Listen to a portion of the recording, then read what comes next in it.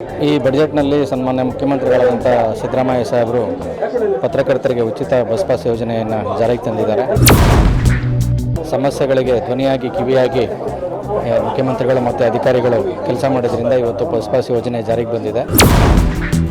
ರಾಜ್ಯದ ಎಲ್ಲ ಪತ್ರಕರ್ತರ ಪರವಾಗಿ ನಾನು ಮುಖ್ಯಮಂತ್ರಿಗಳಿಗೆ ಮತ್ತು ಸರ್ಕಾರಕ್ಕೆ ಕೃತಜ್ಞತೆಗಳನ್ನು ಸಲ್ಲಿಸಲಿಕ್ಕೆ ಇಷ್ಟಪಡ್ತೇನೆ.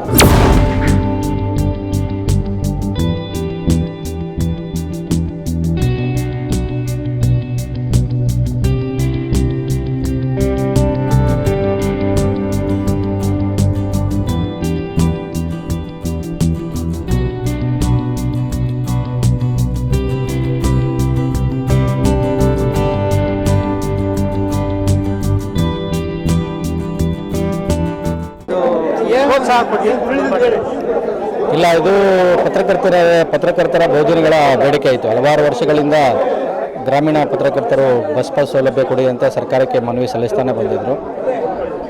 ಈ ಬಜೆಟ್ನಲ್ಲಿ ಸನ್ಮಾನ್ಯ ಮುಖ್ಯಮಂತ್ರಿಗಳಾದಂಥ ಸಿದ್ದರಾಮಯ್ಯ ಸಾಹೇಬರು ಪತ್ರಕರ್ತರಿಗೆ ಉಚಿತ ಬಸ್ ಪಾಸ್ ಯೋಜನೆಯನ್ನು ಜಾರಿಗೆ ತಂದಿದ್ದಾರೆ. ಈ ಸಂದರ್ಭದಲ್ಲಿ ನಾನು ಅವರಿಗೆ ವಿಶೇಷವಾದಂಥ ಧನ್ಯವಾದಗಳನ್ನು ಸಲ್ಲಿಸ್ತೇನೆ.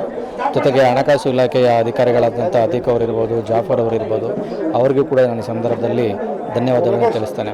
ಯಾಕೆ ಅಂತಂದರೆ ಪತ್ರಕರ್ತರ ಸಮಸ್ಯೆಗಳಿಗೆ ಧ್ವನಿಯಾಗಿ ಕಿವಿಯಾಗಿ ಮುಖ್ಯಮಂತ್ರಿಗಳು ಮತ್ತು ಅಧಿಕಾರಿಗಳು ಕೆಲಸ ಮಾಡೋದ್ರಿಂದ ಇವತ್ತು ಬಸ್ ಪಾಸ್ ಯೋಜನೆ ಜಾರಿಗೆ ಬಂದಿದೆ. ರಾಜ್ಯದ ಎಲ್ಲ ಪತ್ರಕರ್ತರ ಪರವಾಗಿ ನಾನು ಮುಖ್ಯಮಂತ್ರಿಗಳಿಗೆ ಮತ್ತು ಸರ್ಕಾರಕ್ಕೆ ಕೃತಜ್ಞತೆಗಳನ್ನು ಸಲ್ಲಿಸಲಿಕ್ಕೆ ಇಷ್ಟಪಡ್ತೇನೆ. ಈ ಬಸ್ ಪಾಸ್ ಯೋಜನೆ ಜಾರಿಗೆ ಬಂದ ಹಿನ್ನೆಲೆಯಲ್ಲಿ ನಮ್ಮ ರಾಜ್ಯ ಕಾರ್ಯನಿರತ ಪತ್ರಕರ್ತರ ಸಂಘದ ಅಧ್ಯಕ್ಷರು ಮತ್ತು ಪದಾಧಿಕಾರಿಗಳು ಒಂದು ಅಭಿನಂದನಾ ಸಮಾರಂಭವನ್ನು ಇಟ್ಕೊಂಡಿದ್ದರು.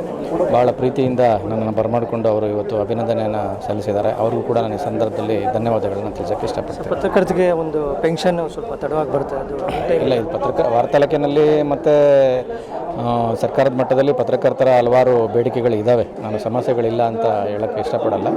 ಎಲ್ಲ ಸಮಸ್ಯೆಗಳನ್ನು ಮತ್ತು ಎಲ್ಲ ಬೇಡಿಕೆಗಳನ್ನು ಹಂತ ಹಂತವಾಗಿ ಬಗೆಹರಿಸುವಂಥ ಪ್ರಾಮಾಣಿಕವಾದ ಪ್ರಯತ್ನವನ್ನು ನಾನು ಮಾಡ್ತೇನೆ. ಜೊತೆಗೆ ಸನ್ಮಾನ್ಯ ಮುಖ್ಯಮಂತ್ರಿಗಳಾದ ಸಿದ್ದರಾಮಯ್ಯ ಅವರು ಕೂಡ ಅಭಿವ್ಯಕ್ತಿ ಸ್ವಾತಂತ್ರ್ಯದ ಪರವಾಗಿರುವವರು. ಅವರು ಕೂಡ ಪತ್ರಿಕಾ ರಂಗವನ್ನು ಭಾಳ ಇಷ್ಟಪಡ್ತಾರೆ.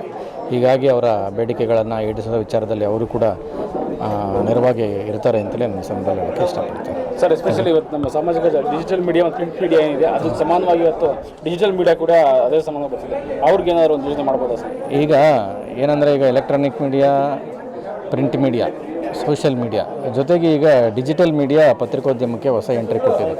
ಅವರು ಕೂಡ ಪತ್ರಕರ್ತರೇ. ಅವರು ಕೂಡ 24 ಗಂಟೆಗಳ ಕಾಲ ಕೆಲಸ ಮಾಡ್ತಾರೆ. ಹೀಗಾಗಿ ಡಿಜಿಟಲ್ ಮೀಡಿಯಾದವ್ರಿಗೂ ಕೂಡ ಒಂದು ಜಾಹೀರಾತು ನೀತಿಯನ್ನು ಜಾರಿಗೆ ತರಬೇಕು ಅಂತೇಳಿ ನಾವು ಪ್ರಯತ್ನವನ್ನು ಮಾಡ್ತಾಯಿದ್ದೇವೆ. ಅದರ ರೂಪುರೇಷೆ ಕೂಡ ಸಿದ್ಧವಾಗಿ ಅಂತಿಮ ಹಂತದಲ್ಲಿದೆ. ಡಿಜಿಟಲ್ ಮೀಡಿಯಾದವರಿಗೆ ಅನುಕೂಲವಾಗುವಂಥ ಸುದ್ದಿ ಶೀಘ್ರದಲ್ಲೇ ಬರ್ತದೆ.